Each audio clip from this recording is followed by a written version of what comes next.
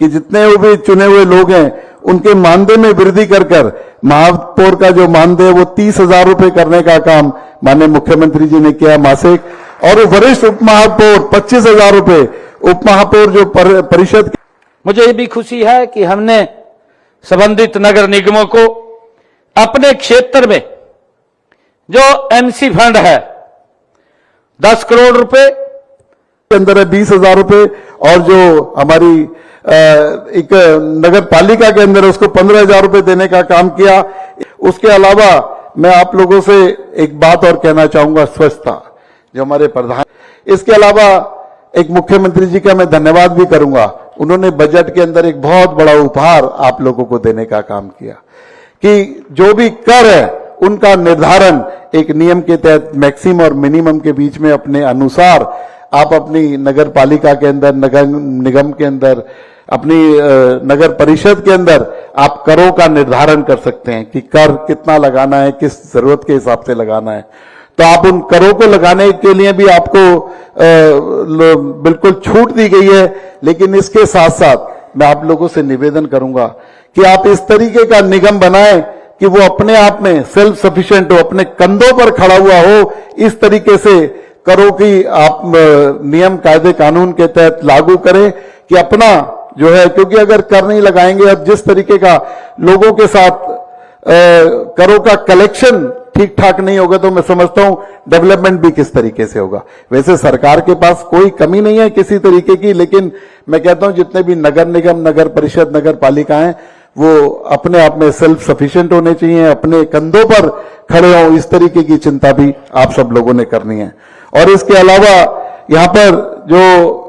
GDP growth, एक GDP growth जो हमारे शहरों की है वो 10.8 पिछले 10 सालों से रेगुलर चली आ रही है, उसका भी आप लोगों ने ध्यान रखना है कि जब उद्योगों को और शहरों के अंदर डेवलपमेंट का काम निरंतर चलता रहेगा तो जीडीपी ग्रोथ भी जो हमारी है वो बरकरार रहेगी। तो उस ग्रोथ को भी आप लोगों ने बरकरार रखना है, उसके लिए आप सब लोगों ने काम करना है। तो इसके अलावा एक और बात, जो मुख्यमंत्री जी ने आप लोगों को तोहफा देने का काम किया, उसके लिए भी मैं माननीय मुख्यमंत्री जी का धन्यवाद करूंगा कि जितने भी चुने हुए लोग हैं उनके मानदेय में वृद्धि कर महापौर का जो मानदेय वो 30,000 रुपए करने का काम माननीय मुख्यमंत्री जी ने किया मासिक, और वरिष्ठ उप महापौर 25,000 रुपए, उप महापौर जो परिषद के अंदर है 20,000 रुपए, और जो हमारी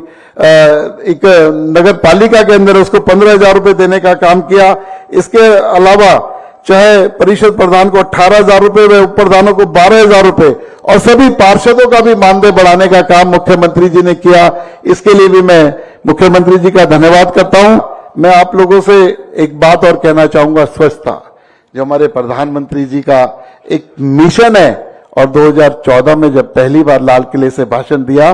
तो उन्होंने स्वच्छता की बात की, और उस स्वच्छता को बरकरार रखने की जिम्मेदारी, उसको बेटर करने की जिम्मेदारी भी आपकी है। तो एक मिशन मोड पर हमारे हरियाणा को स्वच्छता के अंदर अग्रणी करना, नंबर 1 पर ले जाना, ये भी आपके कंधों पर दायित्व है। तो मैं आप लोगों से निवेदन करूंगा कि स्वच्छता के कार्यों में सुबह शाम दिन रात लगकर इस स्वच्छता के जो हमारी रेटिंग है उसे भी बढ़ाना है।